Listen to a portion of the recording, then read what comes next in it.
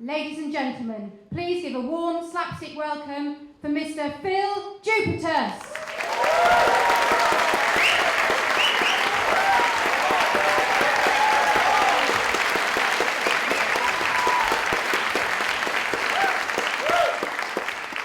No microphones, theatre! So, good evening. I am Phill Jupitus. You may know me from every fucking show on day. I don't book the channel, it's their fault. Hello and welcome to this final event of the 2014 Slapstick Festival. Wow! And what an event we have saved for you. Very much the vinegar strokes of the festival have already started. And many in the room have already started to make that face as we approach the denouement of what has been a marvellous bunch of events. And thank you all for supporting them. Did anyone go and see Harry Hill this afternoon? Yeah! What are the chances? So, good. I hope that went well. I was otherwise engaged. Short little bit of housekeeping before we start tonight's screening of Withnail and I. If you're doing the Withnail and I drinking game, fucking don't. It is not possible. If I see a fucking bottle of lighter fluid come out anywhere, I will punch you in the throat.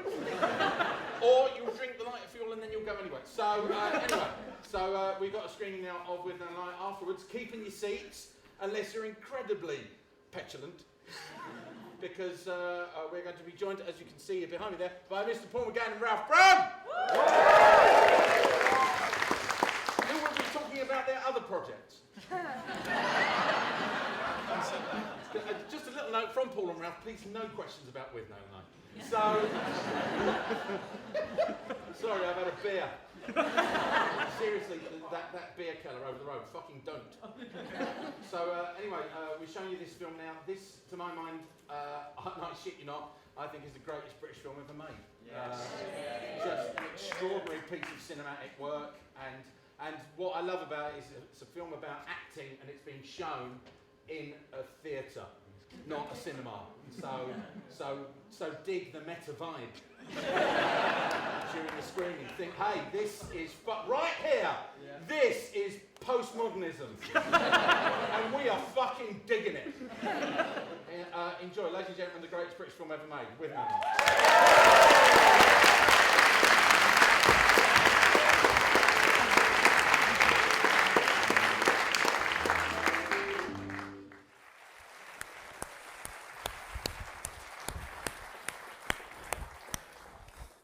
Fucking hell. They're out there somewhere. Ladies and gentlemen, Mr. Ralph Brown and Paul McGann.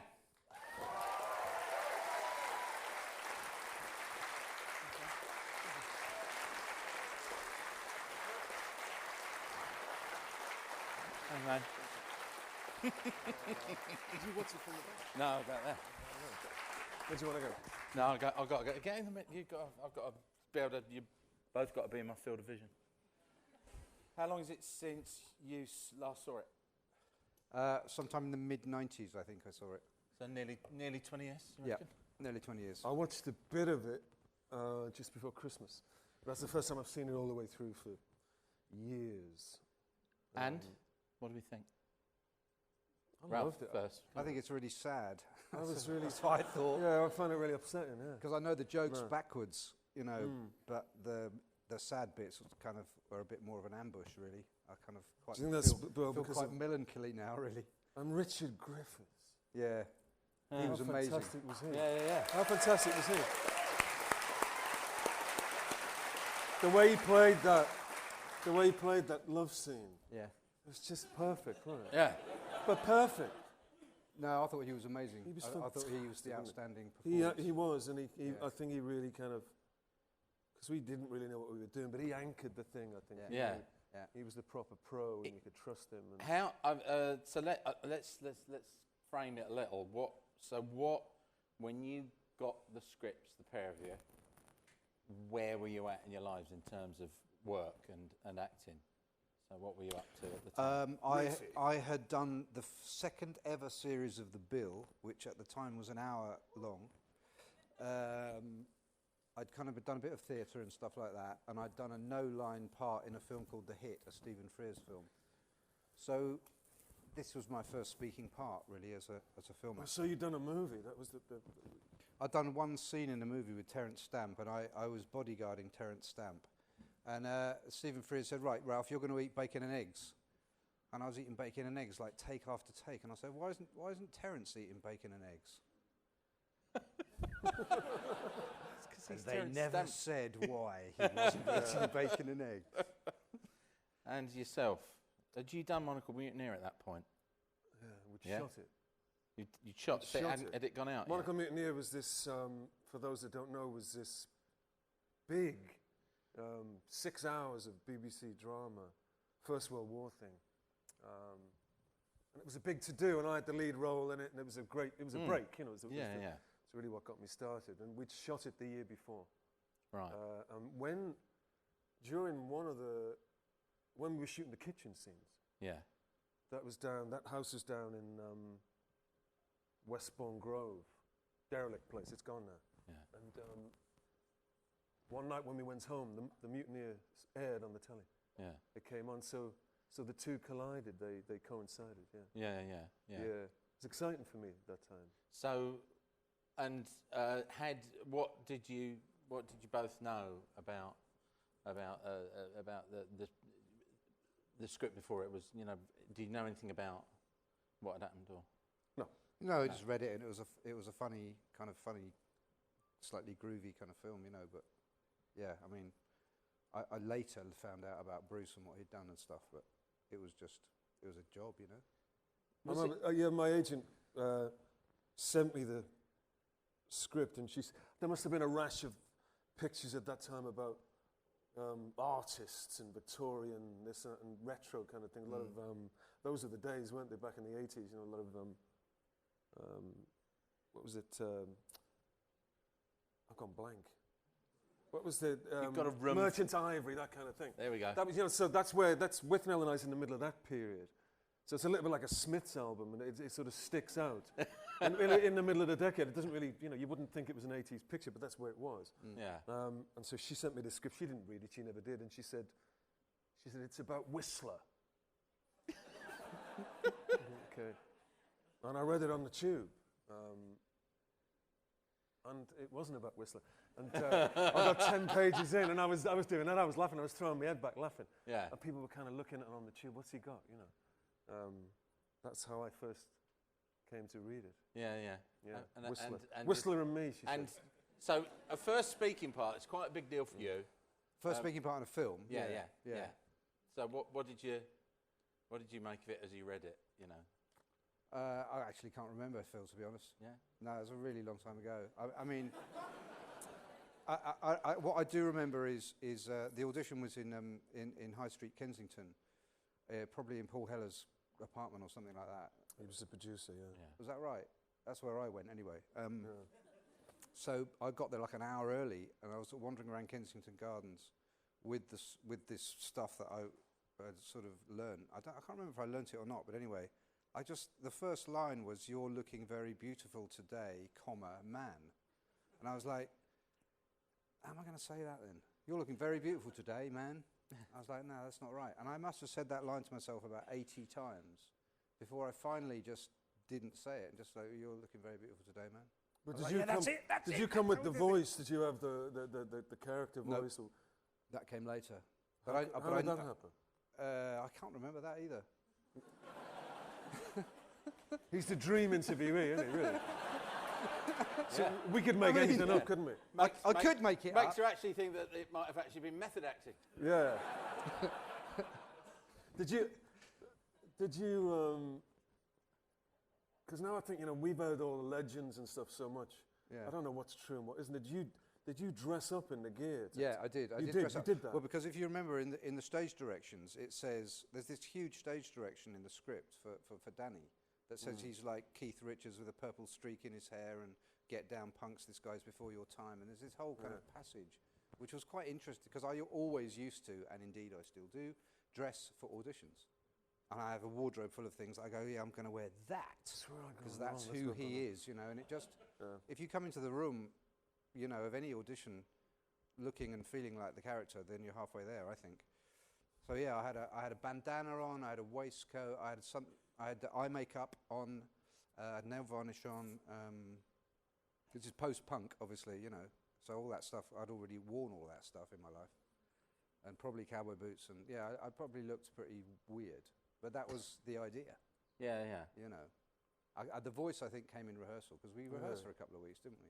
Yeah, we did. And which is unheard of. You never rehearsed since for a film. Yeah. Ever. Well, did it make you, the pair of you, feel better knowing that he was an actor and he'd done his time as well? Absolutely. This wasn't. Yeah. Did that make it easier? The way he knew what you were going through. Did that make? Well, yes the and no, relationship because he was really, really. He was horrible. He was horrible and He was. in his way, and neurotic and strict and. Yeah. As an actor, the worst thing you can ever do as a director is go, actually, the line goes like this. You're looking very beautiful today, man. Okay, take two. And you're like, fuck off. I'll decide how I say the line. Don't fucking tell me how to say a fucking line, you cunt. You know what I mean? That's just like rule one. Never fucking give a line reading to an actor. He's still sore, isn't he? You know what I mean? Because in the end, look, they give you a costume, they give you lines to say, they tell you where to stand, they tell you where to look. I'm an interpretive artist. Let me fucking say the lines. You know what I mean? But he wouldn't. The thing is, he'd give you a couple of goes, and if you didn't get it right, he'd tell you how it went. But fair enough, he wrote it, and he was always right. He was always right, because the proof is there. He said, I remember him saying, you know, I've written it, it's been in my head. You know, because where it comes from, again, to those who don't know, it actually, you know, these were real events. Bruce lived in this house in the 60s with these guys. Yeah, in fact, all characters are not fictional. They're all actually... that thing that they put at the end, this is a coincidence, it's an absolute lie. They're all actual people. But there is actually a manuscript. And all of that stuff actually happened. Yeah. There's actually, you know, one night he auditioned it. He auctioned it by mistake, didn't he? I've got the novel of it. That's never came out. Yeah. He flogged it. He flogged it by mistake. He got it back, but he flogged it. But during the period in the house, he, amidst the hangovers and the shenanigans and the Fellini Satyricon, he would go back to his room and with his little Remington and type it out. Yeah. You know, the guy that Vivian McCarroll, apparently, this is what he says, whom Withnail is based on, called him Chekhov. That was his nickname in the house. So though they were training actors, Bruce was writing it down all the time. And there it was. And it's in this manuscript. You know, the manuscript's half an inch thick. I know because we saw it. And we saw it, and we've read through it, and there's whole passages which are almost verbatim. They went onto the screen 20 years later. So he wrote it down. So, I mean, the point being that he knew years how later it went. he said, listen, He knew I how know it how went. this should sound. Yeah. I've got the rhythm of it. Exactly. I mean, I know we felt the same for a couple of days, I think, because it throws you. But we were green, you know. Yeah, really. We'd never done a picture, so we didn't want to annoy him. Yeah. We were grateful. His version of the line was always better than yours as well. Yeah. Say it the way you want to say So then it. you think, okay, say it the fair way I enough. want to say it. And then say it the way I want to say it. Yeah. That was his way of directing. But give him his due, you know, on the first morning, which the day the boys arrive at the cottage, where they get to the cottage and, you know, Marwood lights the little standard lamp and they look around and sitting down to enjoy my holiday. Your favourite line. That was the first morning. And before we shot, he stood up on a chair. He assembled the crew and he stood up and he said, look, I was an actor for whatever, X years. I've never directed. You guys know what you're doing. I don't know what I'm doing particularly. I know what I'm doing with these boys, but basically if I start to fuck it up, pipe up, say something. And they loved him for it. Yeah. Yeah, they got right behind him, and so he gave him a proper pep talk. And it worked. Yeah. You know, he knew what he wanted, but technically he didn't know how to get it.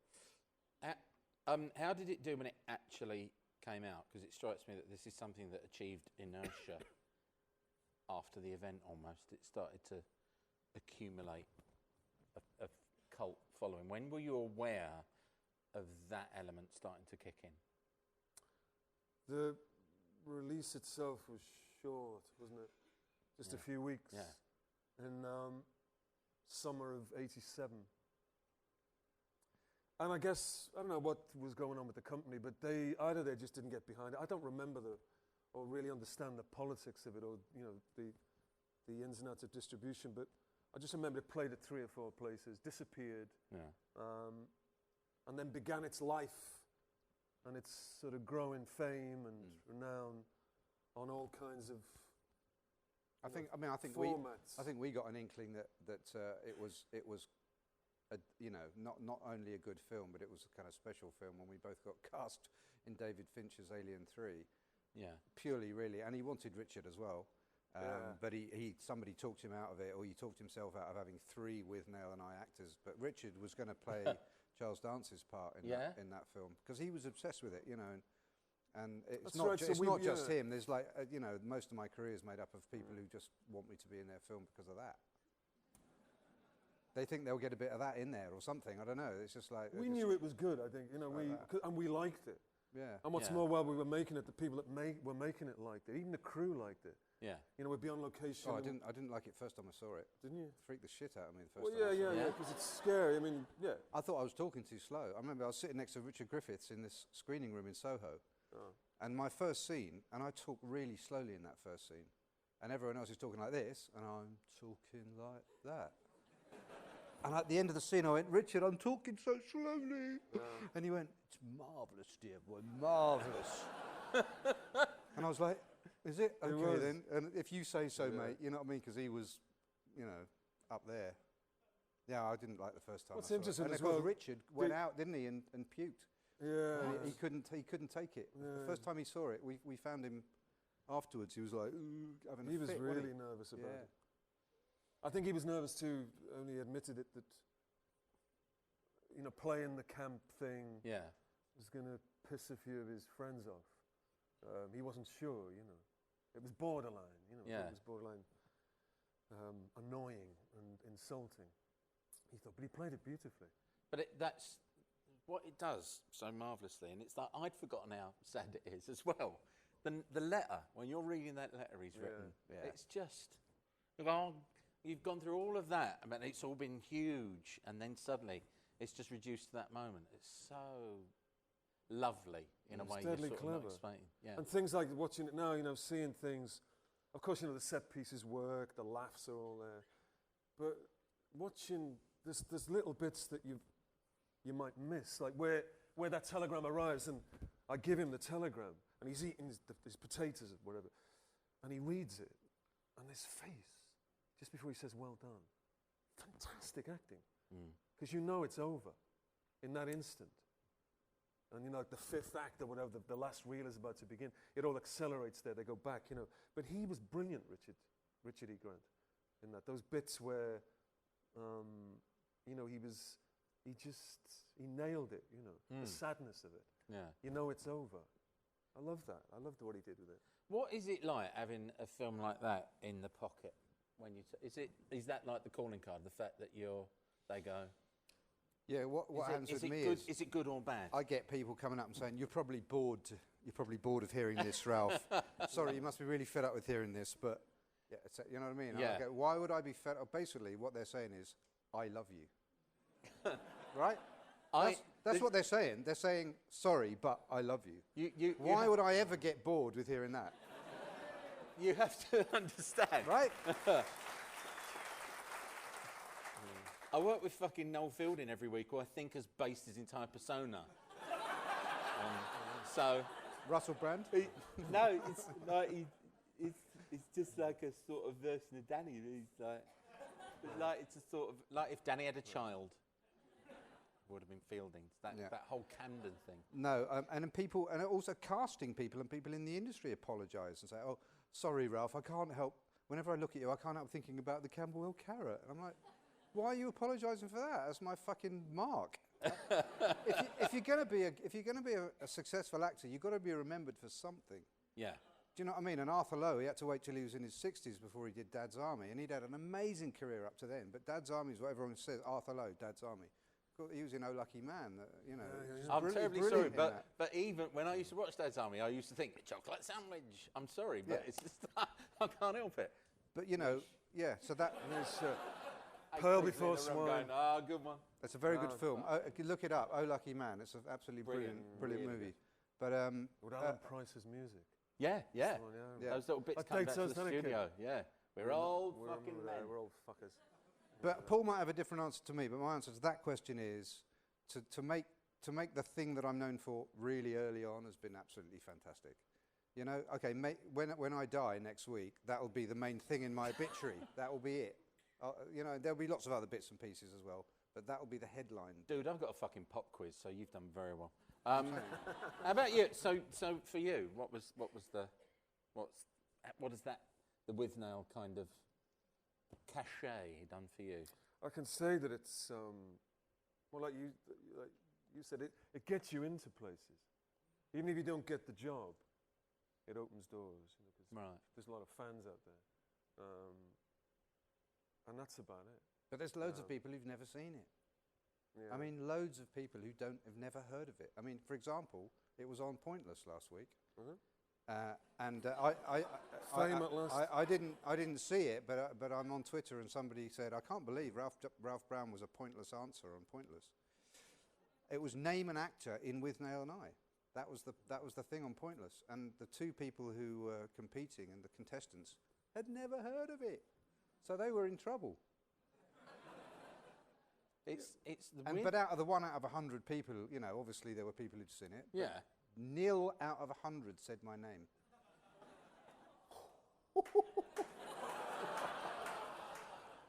Absolutely true. Do you want a drink?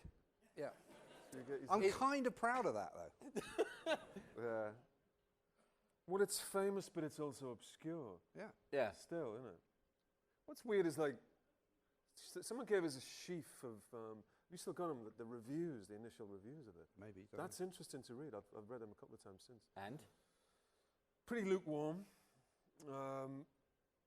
Either it goes over some people's heads. Nobody really goes mad for it at the time. One or two.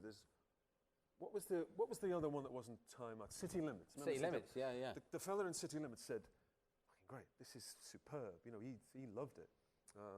And there was one here in Bristol that raved about it. Yeah. But generally, it was like, "Don't get it. What are they doing? Bit of a chamber piece." It's interesting to read it now. And pretty underwhelming. And probably not whenever it was, 10, 12 years later, getting towards the millennium. The same people were going, "Oh, yeah. Always been, a top 10 thing of all time," and, always been... But has it, ironically enough, matured like a fine wine, do you think? Has it... I genuinely think it gets better every time you watch it. It's nearly 30 years old. Who's with me? Does anyone think it gets shitter each time? Oh, is anyone here? Is it the first time anyone's seen it tonight in this room? Yeah. Who? Hands up. What do you reckon? Good, thank you. So, that's the kind of fucking gold we were looking for. Yeah.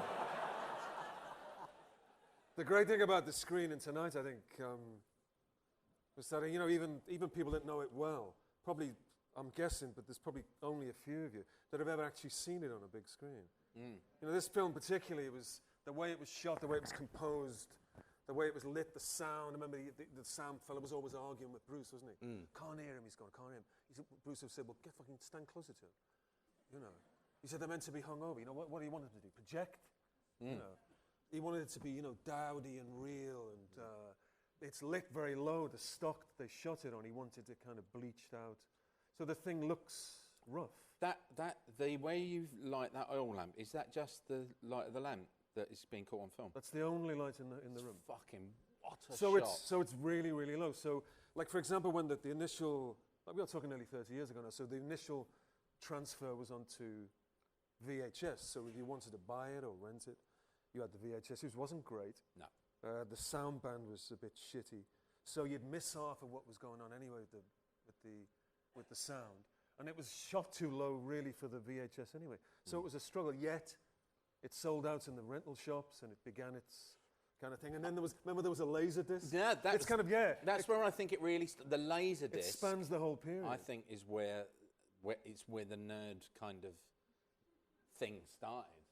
Was with the people going, I've got a laser disc of Withnail, because you go around and see it really clear and really. I remember all of my mates who had laser disc machines all had laser discs.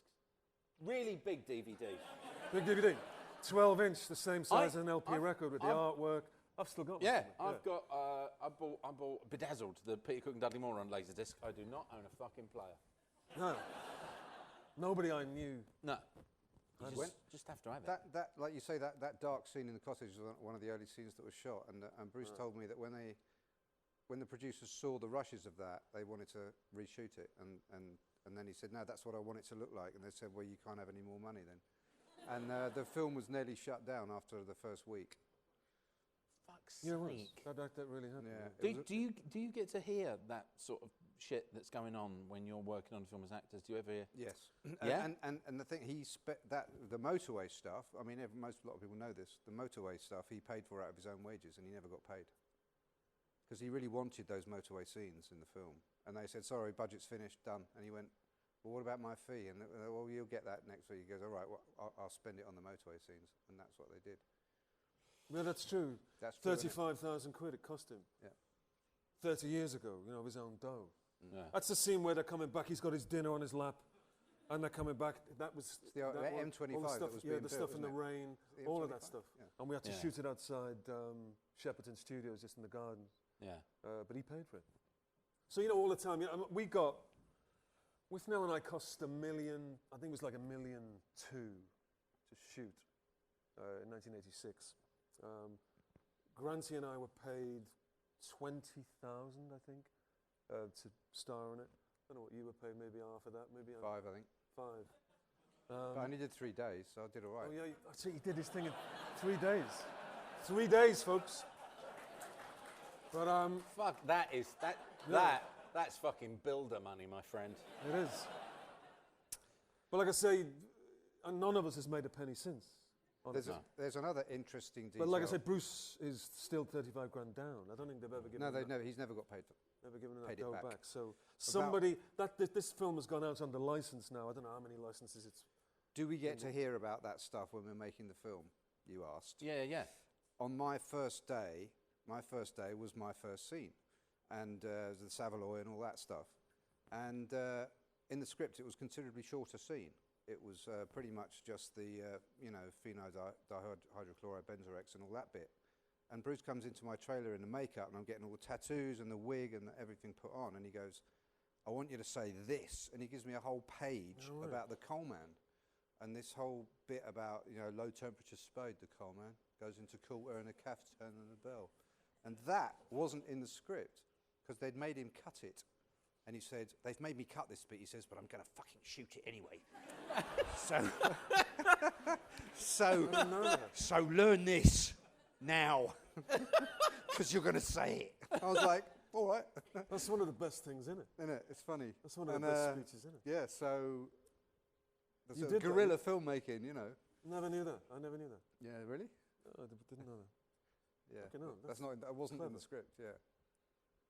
So when you, so this is the first time you've seen it for ages. Obviously, it's had quite an impact on both your lives. Where does it stand in sort of the work that you've done? Is it the cherry on the career, chaps? I don't have a career. I do gigs, and that's the best gig I've done. Best, like it. Good answer. Yeah. It's the happiest time, I think. I've ever It was the had. beginning, wasn't it? Really. I think it is. I don't know, how do you judge the beginning of something? Actors. If you ask actors, You look so young in that film, Paul. It's just- We were don't he young, look, we were don't he look like a children, weren't we? baby in that film?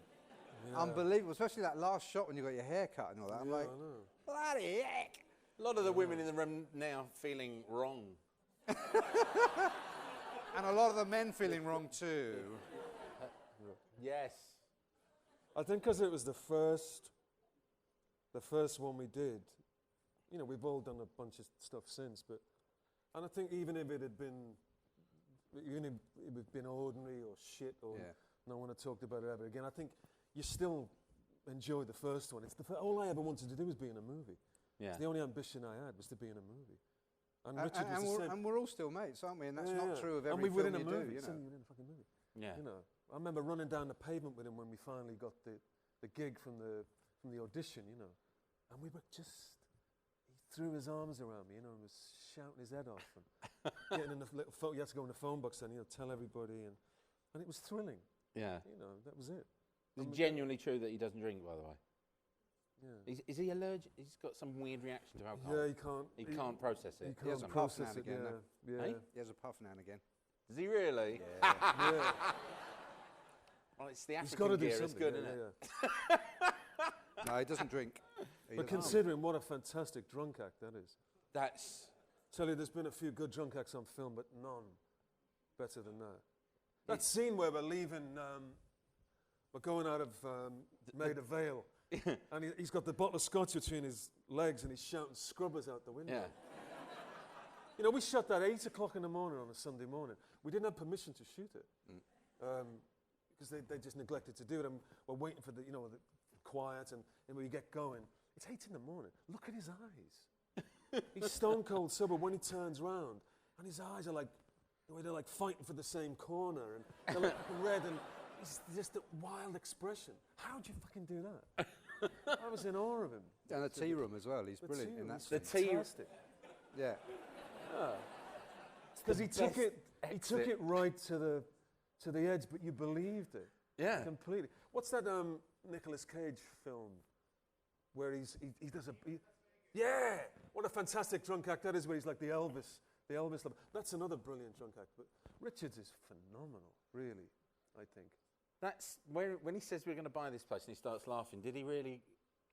I've heard that he really cracked up. Then he's You in can the middle see of his it in line. that take. Yeah. Yeah. That's take one. Is that the first? Because I promise you, by take 20-something, it was the most takes we did. And Bruce is saying, when he did, that's the first take. And what he'd done in the tea rooms is he'd had to shoot on those women first, because they didn't have a clue what we were going to do.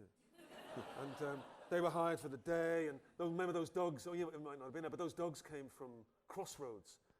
Those pugs were off Crossroads. So the dogs, people were taking autographed paw prints of the dogs in the square outside. So it was a big thing.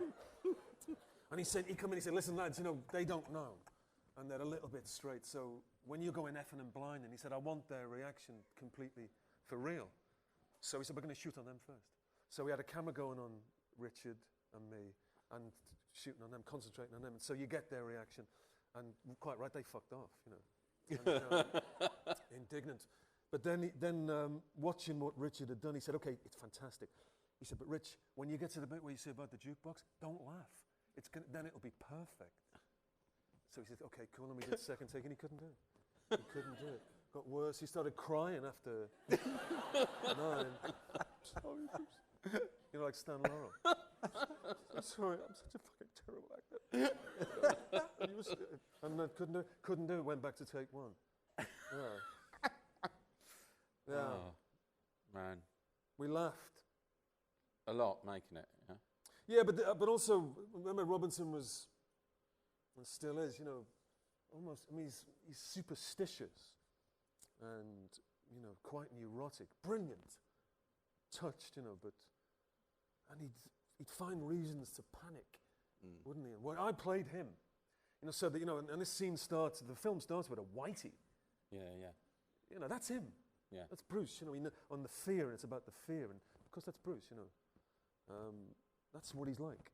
He doesn't drink now, I don't think. But when he was drinking, he worried all the time. We'd be on location, and the crew, it's not unheard of, but it's unusual for, scaffolders, riggers, camera people, to even talk about the day's work in the pub or in the bar afterwards. But we were staying in this hotel in the Lake District, and they were redoing the scenes, like the way people do now in front of us, years later. What about that bit where they were doing that, the crew were doing it. Yeah? In the bar, much to Robinson's upset.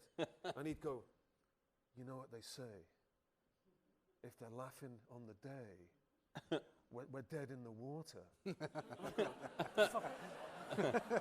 I've never heard of that. He was inventing these aphorisms. We're sunk. He would, and if people would laugh, he'd freak. But they would, even on a day. And at most points, particularly in the cottage scenes, and with the kitchen scenes, if you were able to pan, the picture like right or left 4 or 5 feet, generally, you'd see somebody, continuity person, out with their fist in their mouth, not wanting to spoil the shot. Yeah. It was funny to be there doing it.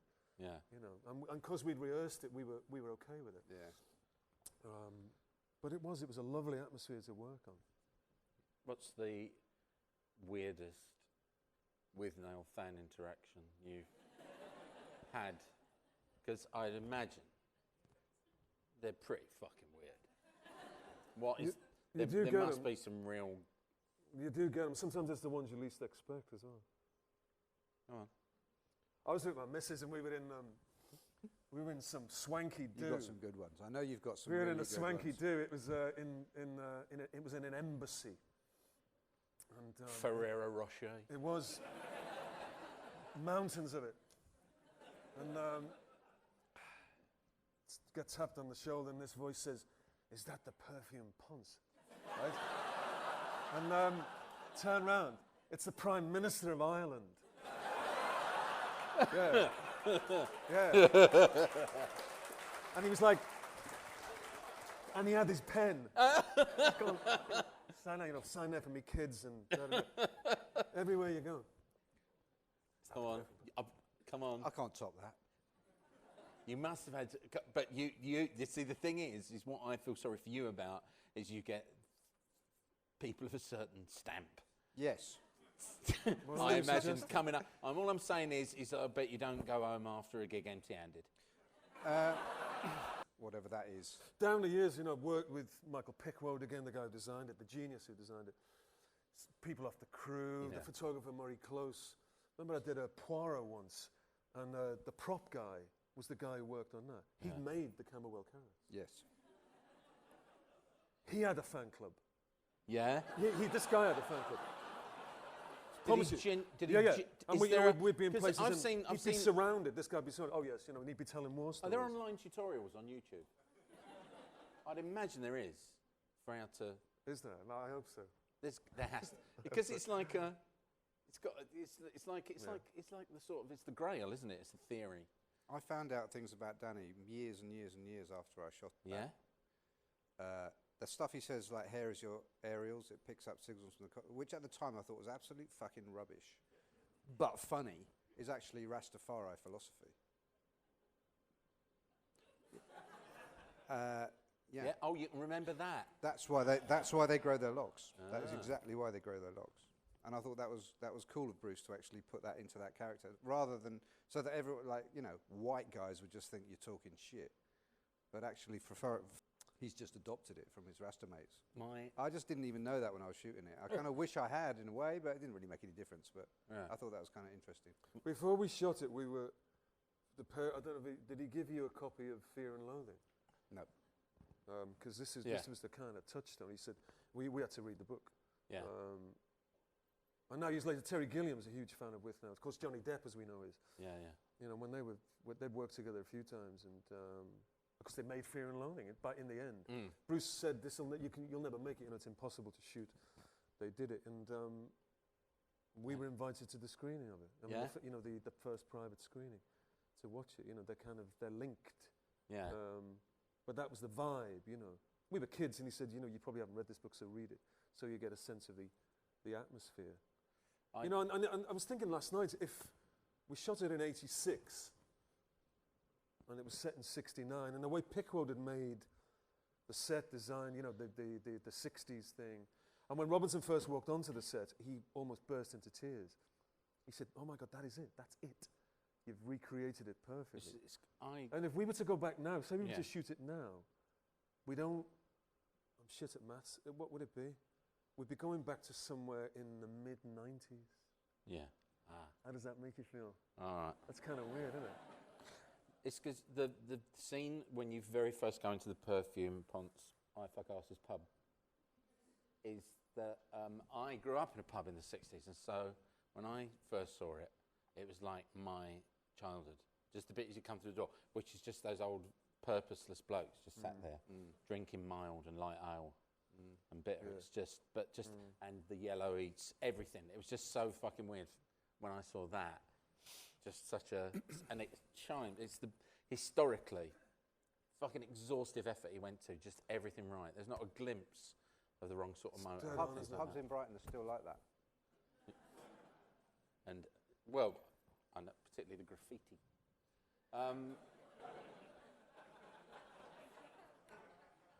It's a good He's town. here all week. It's a happening town. Try the veal. Don't forget to tip your waitresses. The first one of you lot I ever met was Richard, and he was presenting an award at the Time Out Food and Drink Awards, and he was like, Was he? so. Who's the puns? He was just like so, just it was like Henry VIII had come to life, Charles Lawton, everything. He's so lovely, and he's there, and everyone in the room goes, "It's Richard Griffiths," because he'd been doing that chef program on telly, the chef detective. Yeah. Someone's been murdered, my quiche, and he was giving an award out, and so he was sat at the table really. I was hosting the awards, and his fucking mobile went off right in the middle of my introduction, and it was a quite posh food and drink awards ceremony, which I forgot. Because his mobile went off. And I went, "Oh, Richard, you terrible cunt." And he laughed. Only man in the room laughing. A lot of fucking got a talking to after that gig. But I couldn't fucking resist it. So I'm just here on the stage because he asked for me. And he knows I'm a nerd about film. So I'd be sat out with you fuckers. So and I'm genuinely so happy they showed it in the Old Vic, which is a brilliant old theatre because it's about actors, and would it make a good play? Could you do it as a piece of theatre? Do you think? Leave it Leave it be. Leave it alone. What Ralph is saying is don't fuck with his legacy. Yeah.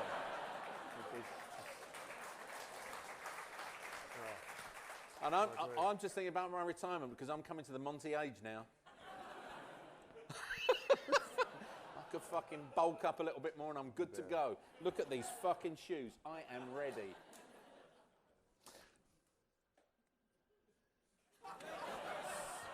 Right, Don't so look at me like that. you lot. So what we do is I'm going to work a level at a time.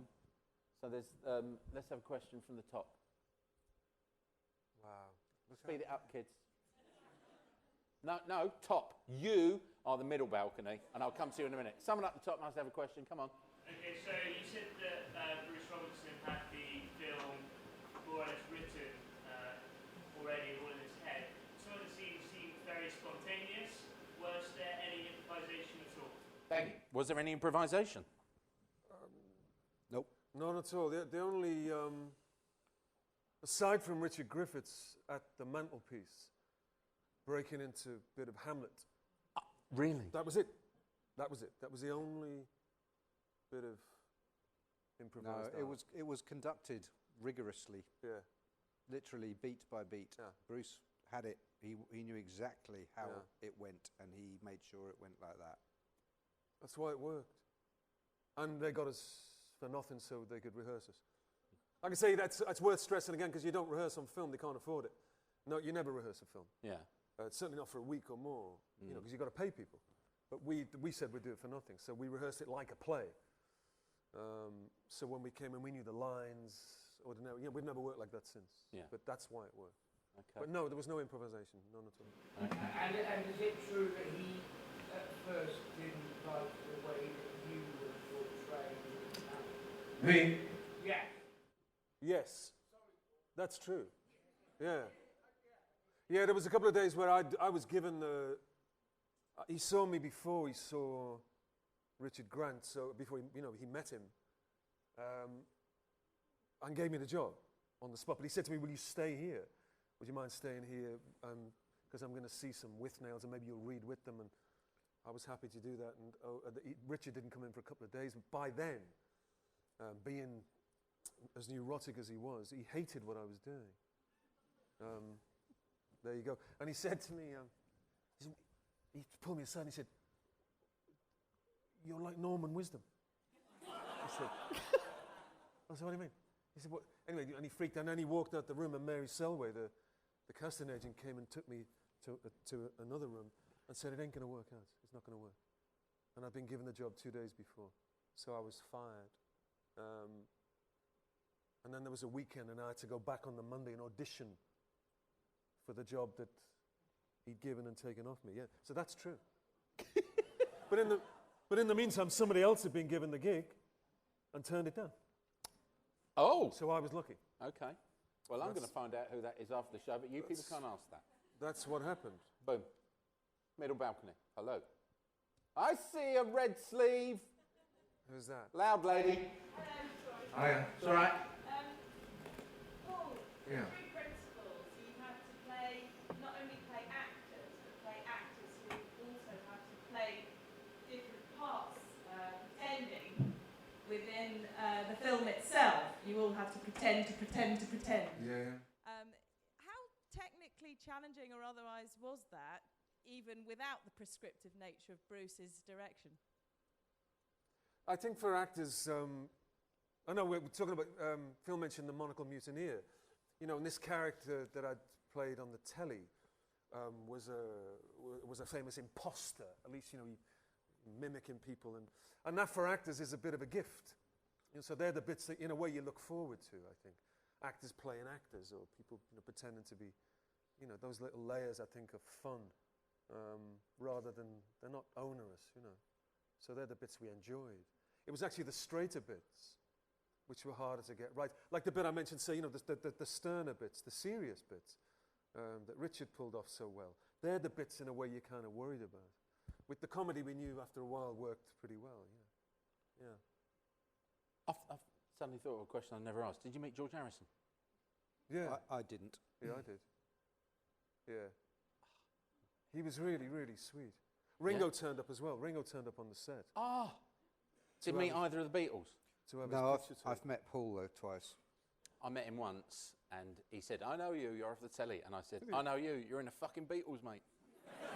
Yeah, I made such a twat of myself. Why do we do that? Why do Seriously, we do I that? bet he laughed. What's a bell end?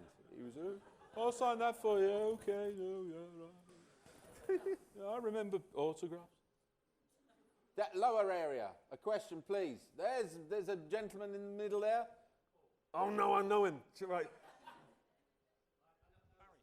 There you go. There's a microphone coming, young man. You can do your M&M for us now. Okay, Boom. I'd not really noticed this before. I'd seen it before, but when you're packing your suitcase, you put Heisman's Against Nature in. Is there any significance to that? There is. I mean, it's Bruce, so obviously there is a significance. Yeah, it's Bruce's favourite book. Again, one of the Heisman's. This was the book, incidentally, that was cited at the Oscar Wilde trial. You know that, Barry, because you know everything. This was the book in the trial. You know, he's who was it? Tried him? Jesus, Barry, tell me who tried Oscar Wilde. It was Barry, you're wrong. What's it? Carson. It was Edward Carson, so it was. And you know, he asked him about this book that he'd raved about, and it was considered this, you know, this decadent piece. And this was meant to, you know, just contribute to the idea that Wilde was this awful decadent. Anyway, that's partly why it's there. Huysmans, it was for Robinson. He said it was the funniest book that he'd ever read, and anyone that's ever read it, as I have, would kind of half agree. But anyway, it's there. I can't remember what the other book was. There was another one. I think either it was the Sheriff book, but definitely that book belonged. Yeah, that was it. That was deliberately placed there for that reason. Yeah. Okay, moving round to the horseshoe area. Around here, any questions in the zone around there? What a fantastic There looking theatre. There's someone wearing a scarf indoors. You will not feel the benefit when you leave this theatre. It's an actor. Who cast the car? Whose idea was it? Who cast the car? Yeah. The car. The character behind that car. Where would the car have come from? Would that have been the art department? Well, Bruce sort of cast the car. I mean, that's the director's gift. That was the car they had. It was a Mark II Jag. Yeah. That's the one he wanted. I didn't know, Paul, whether you had an input into the car. None at all, no. In fact, I had to pass my driving test quickly in order to do that's the year I passed my driving test. And then I'm in this fucking flying machine. That thing's a 3.8. This thing, looked old, and they distressed it, but it could really fly, and I couldn't really drive it. I hit that skip. You know, the one that's outside Monty's house? Yeah. I hit that. And Grant was furious. Because we'd all had a gargle as well. I know, because Robinson liked to have a sip on the set. And Richard, of course, who was sober, was completely disgusted. So, but I was a really novice driver, so he was nervous. Yeah, wine takes the edge off. Yeah. When you're driving. Upper balcony. We're moving upstairs now. Yeah. There we go. Anyone Dress up circle. There? Is it dress Is circle? that the dress circle? Get Johnny Theatre here. Come on. Where are you? Anyone up there? There? Oh, there's some. Sorry. You're right behind a light. We can't see you. Oh, it's all right. There's a...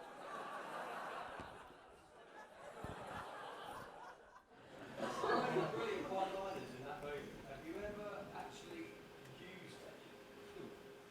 Have either of you ever used Withnail lines in the wild? Define used. Define used. Spoken as in part of your life. What, and sort of, well, what you mean, and sort of claimed as one's own sort of thing, or?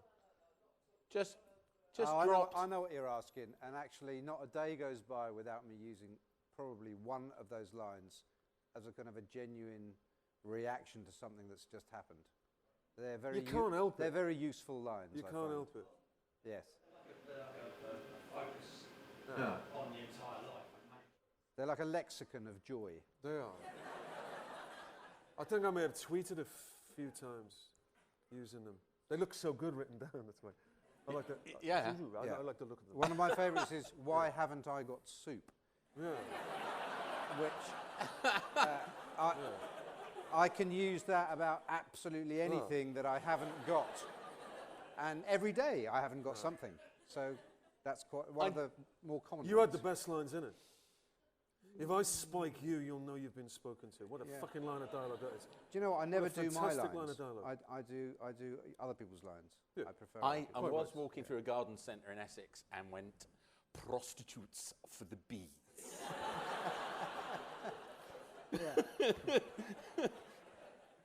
The woman near... Well, actually, Robinson tells a story.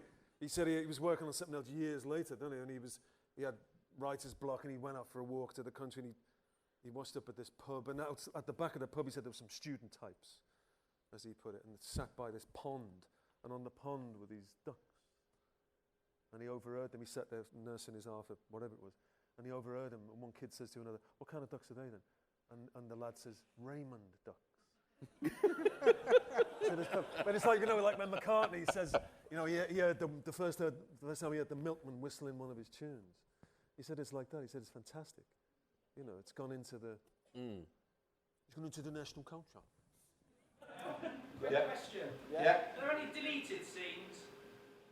Any deleted scenes? Did you shoot anything? Actually, we shot one scene that never made it. There was a fencing scene. It's fucking hysterical as well. I don't know why. He couldn't, just a rhythm thing at this time, and he couldn't put it in. Where he's talking about, my family don't like me being on the stage, and he's got that épée. Yeah. Well, there was a fight. I get an épée out, and we had this duel before the farmer arrives. And it's fucking great, because he puts a fencing mask on. And he's still got his ciggy in his mouth. Underneath. So there's this smoke coming from the fencing mask. And it was great. It looked fucking great. And I saw the rushes of it. It looked fantastic. But he just couldn't squeeze it in. It's a pity. And there was a scene in the script that... there you go. There was a scene in the script. We'll do it for radio. There was a scene in the script where, before they leave for London, they go where they get the key. They get the key to the cottage. And they go back to the flat, and there's a load of deposit bottles. Remember them? Yeah.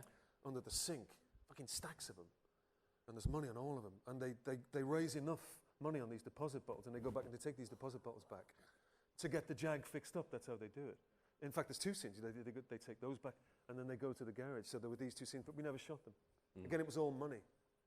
So presumably in these meetings he would have you know, I'll trade you this for that, and those scenes were deleted, cancelled.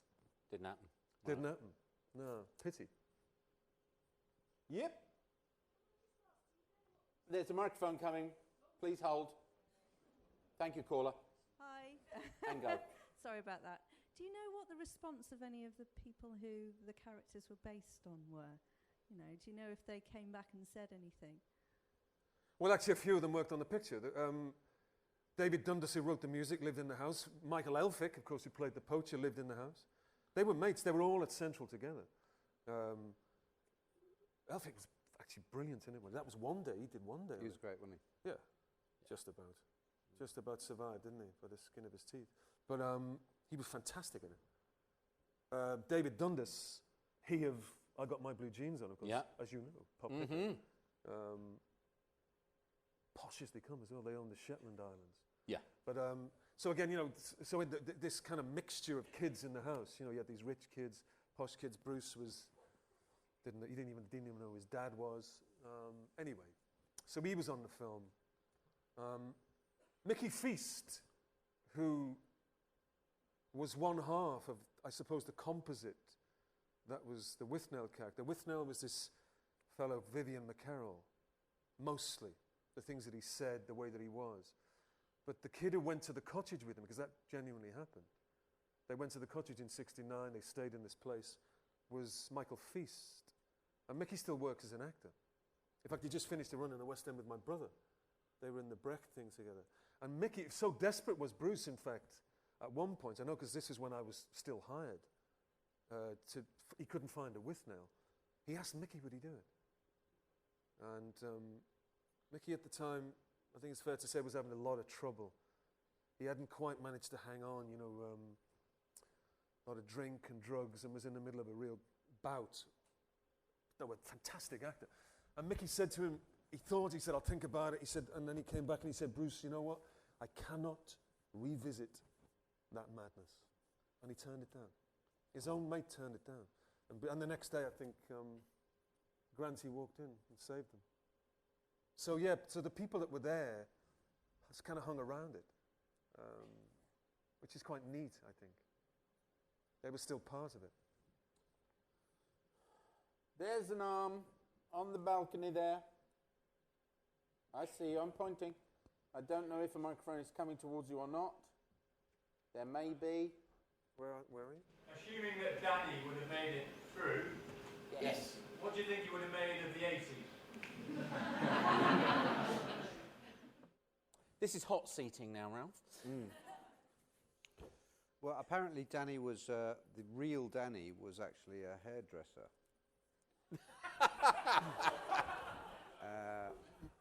And a drug dealer.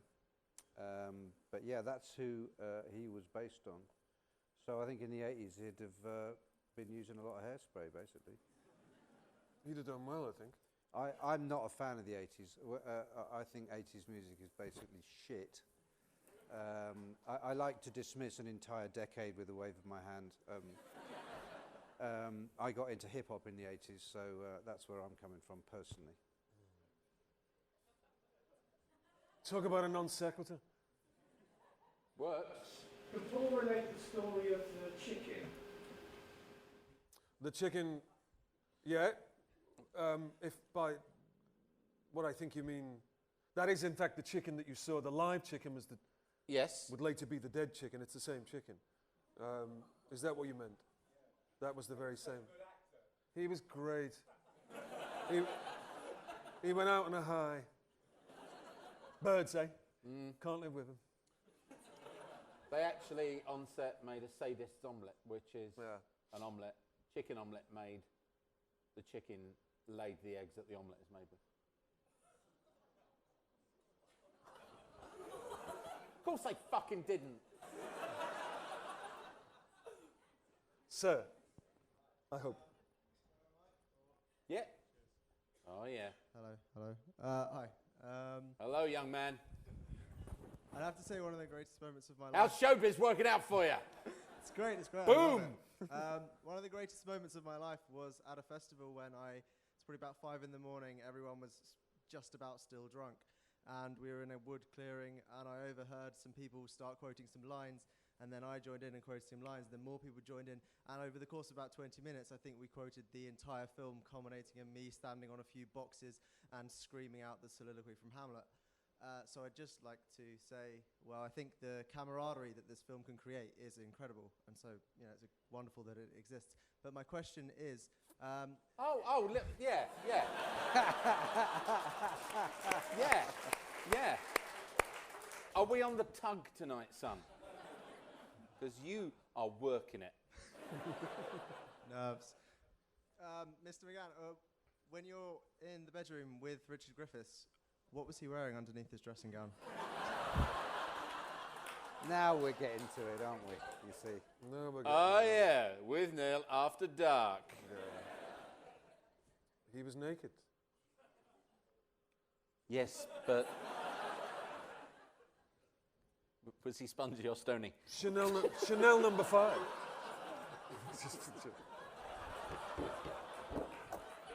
Oh dear. Fuck it. Oh, I love my life. Spongy or stony? That sounds like Smashy and Nice, doesn't it? Spongy and stony. Oh. Dear me. Yeah. He was in the buff. It was quite a sight, let me tell you. It must have been like a big shaved bear with eyeliner on, coming at you, and a robe. It was. Where are we? Front row, boom! Hello, son. There's a microphone coming because the people at the back won't hear your excellent question. Now, aside from what you've heard earlier this evening, we do not require your CV before the question. And what's your name, young man? Billy. Billy, welcome aboard. Thank you. Paul, which group are weirder, Doctor Who fans or Withnail fans? Weirder? Yeah. Weirder. Who fans by a mile? A fucking mile. Yeah. Withnail fans are steady compared. Absolutely, yeah. They're like... Say what you want, I'm not going to be offended. Oh, but I've got to be careful too. Yeah. And I love them all. I love them both. Yep, right, okay. Microphone's got to get to the back of the room. There's a lady up there on the bit. Yeah, I'm pointing at you, sweetheart. Cool, glasses. No, don't start talking now. There's a microphone coming. There's Go not on, a mic try it, coming. try it. There's one here. Try and project. There's one. Look, there's one. It's coming. It's all right. The man at the back there using a technical theatre doing that. It's nice. Which I am ignoring. And apparently there is a microphone coming. So. It's not one of the really funny ones that you end up quoting at the pub, but I always love that scene with the wrecking ball and the Jimi Hendrix song, just before they set off to go to the country. I was just wondering, is there any particular story behind that? Do you know why that was put in there? He wrote it. If you can buy, of course, you can buy the script in book form. You'll see it written out. I mean, you know, that's all written out. That's what he wanted. That's what he got. There were still slum clearances at the time. What I didn't realise was how much it was him talking about the end of the 60s as well. Yeah. I'd fucking forgotten all of that. There's no true beauty without and decay. It's all about decay. But the Danny bit about, you know, it's what is it, in 10 days or whatever? Yeah. The deco will be selling ended. hippie wigs in Woolworths. Yeah. It's 6 weeks before, so it's November '69 is what it is. And that's the feel of it. That's meant to be... Are they on the moon yet? They were there in already had August, Altamont. July. Already had the 60s were already over, really, spiritually by then. Yeah. That's what he's talking about. So it ain't swinging 60s. This was the whole idea. And that wrecking ball was meant to kick off this idea. And later Monty says, you know, and again, it's all the Baudelaire thing. It's about decay. Yeah. There's no true beauty without decay. This is where he was trying to hang it on this idea, on this image, rather elegantly, I thought. I don't see them wrecking I've balls, got a question for the audience. Go on. Really. Strap in, kids. You might be brave to answer this, but I'm really interested if there's any gay people in the audience and what they think about the movie from that particular side. Whether it is, some people find it homophobic, some people find it funny, obviously. I'm interested in that. Whether that's if we're laughing at the gay characters or whether we're laughing with them. I've got a response to that. Yeah. I was just going to say, I've seen the film recently a couple of times in quite close succession, and I've been surprised at how sensitive I think it is as a film towards the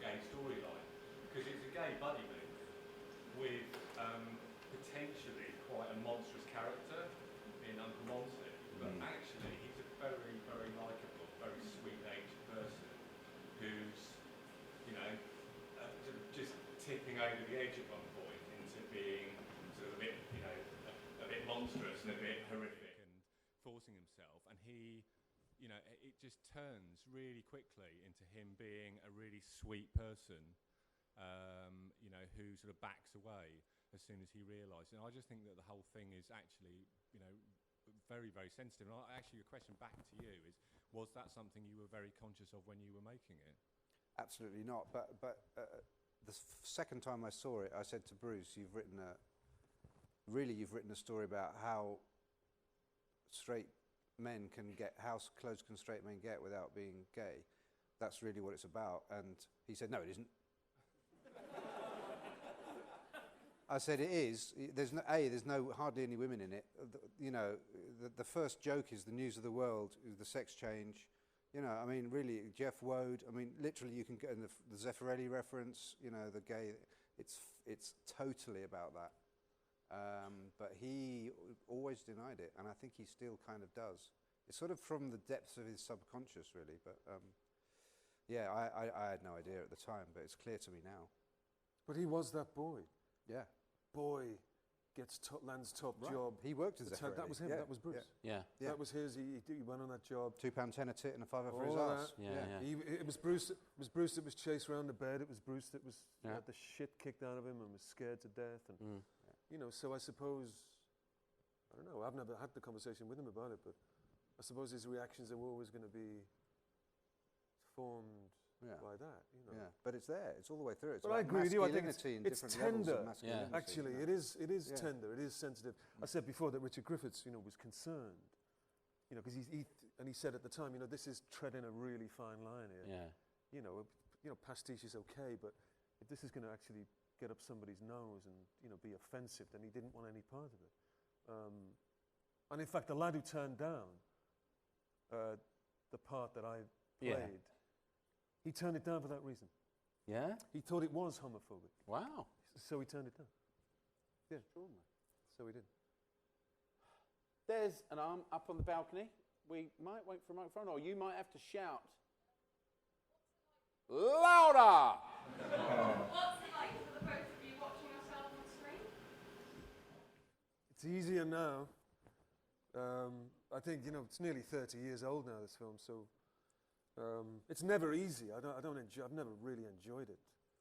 But I think the longer it, I don't know about you, the further removed you are from it, the easier it gets. Now, looking at this, for me, is just like looking at holiday snaps or something. It is like of a fantastic time that we once had. You know, when we were hated kids. it. Tonight I hated it. Why was that? Every time I've watched it up to now, I've kind of thought I was quite good. Tonight I thought I was fucking shit. Because I'm a lot better now, that's why. And I looked at it and I thought, fucking hell, you could have done that better. You could have done that better. You could have done that line better, and that line, and that line. And do you know what? I didn't forgive myself for a single fucking line. Thank you.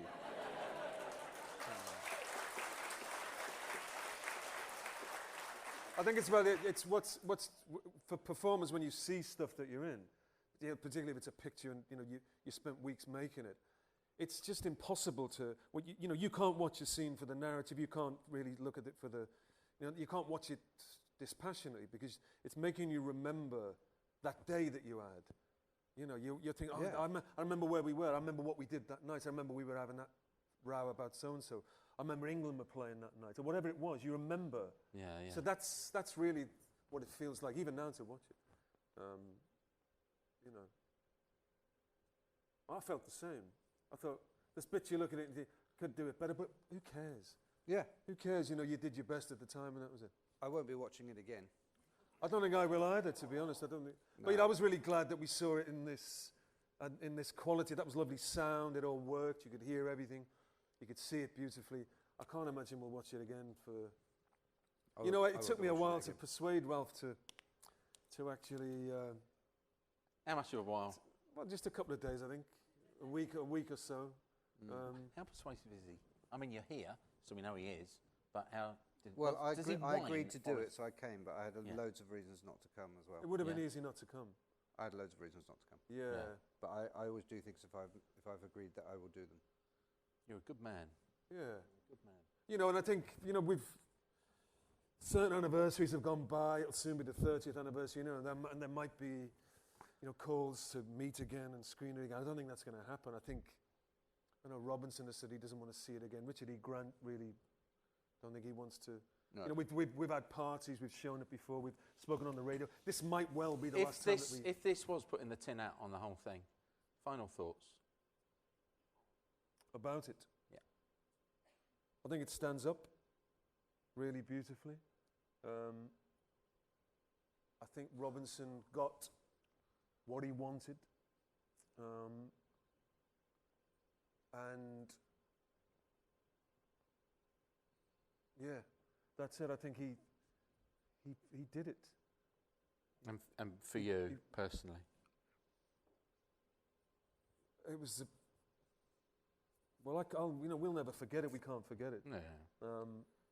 And it's weird, you know. You fucking put on corruption and these things. You're looking at yourself, age 26, 27. That's one of the buzzes of watching films. Actually, you know, years later. You know, I got mates who made albums back then, and they say it's the same kind of, it's the same buzz, you know. You know, you get old and cranky, but the record's still there, and so it's nice. That's nice. But I think the film deserves. I'm biased probably, but I think the film deserves the attention it still gets, and I think the love in which it's still. It's not regarded, hyperbole when I say it's the best British film, and that's the beautiful thing about subjectivity. I'm not wrong. Hold, please. Whoa! I like your reluctance and you nearly not being here. I'd like another fucking hour with you, son. But final thoughts. That is definitely the last time I'm going to see the film. Yeah. It upset me quite a lot, particularly to watch myself, and that's why. But I thought everyone else was absolutely tremendous. And in particular, Richard Griffiths, I thought was absolutely magical. Yeah. Very sad that he left us last year. I'm much better now, by the way. Actually, what I wish is I was more relaxed. You know, I just see somebody who's not very relaxed doing a job. But having said that, I think there's parts of the film that are just masterful. The storytelling is very, very clever, actually, when you break it down. The fact that Monty breaks in, they think it's Jake.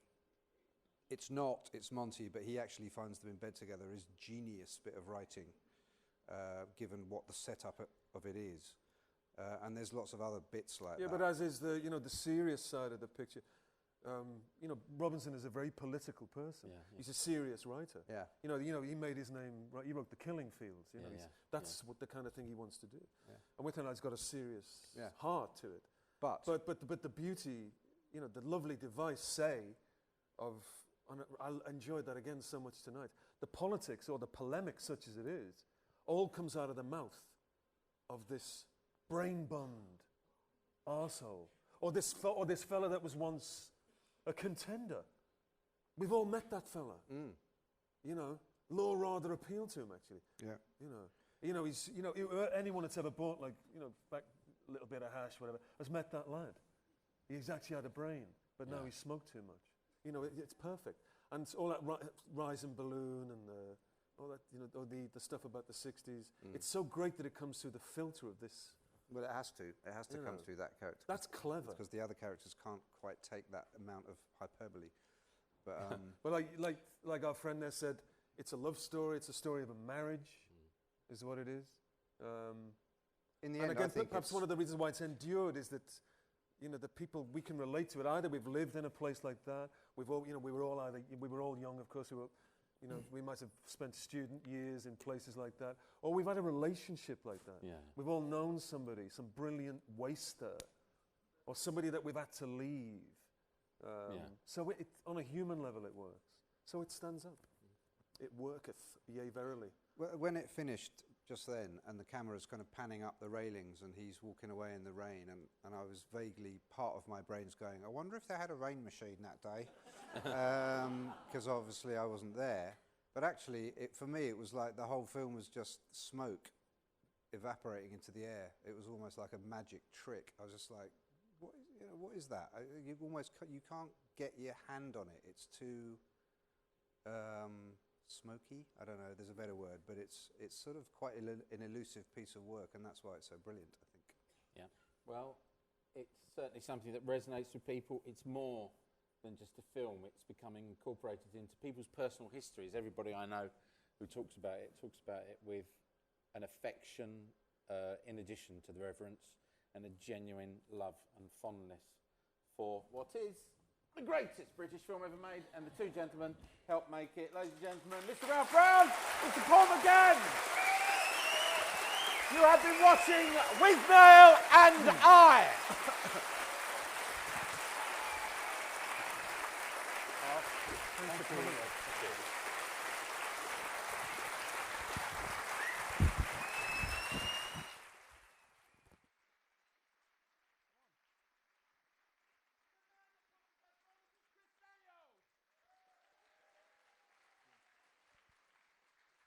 Thank you. Thank you. Thank you, thank you, thank you. Yeah. Hi. Isn't it great to have Phill back at the festival? Yeah. So it's our 10th... For about 40 people. For me. So, yeah, it's our 10th anniversary, and I think, having been director right from the beginning with Slapstick Festival, I think that this has been my favourite. It's been an amazing addition. People have just really gotten behind the festival this year more than ever. And 16 events over 3 days. I just wanted to ask a question. Has anybody been to all the events? Yeah. There's one there. Wow. I see someone Yes, you're mad. Well done. Yeah. I just want to say that behind the scenes at Slapstick, we are a really passionate but really under-resourced team, and I just think that the contribution that the team make, mostly volunteers, is a huge one, and they drive themselves into the ground, but they love it, to be involved with this festival and to bring it to Bristol. So could we just give the team, Slapstick team, a round of applause?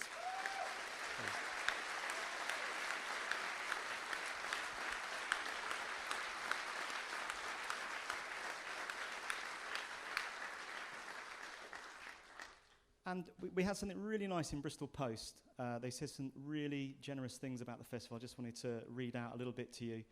They said, "We're really fortunate to have such a festival as Slapstick taking place in Bristol.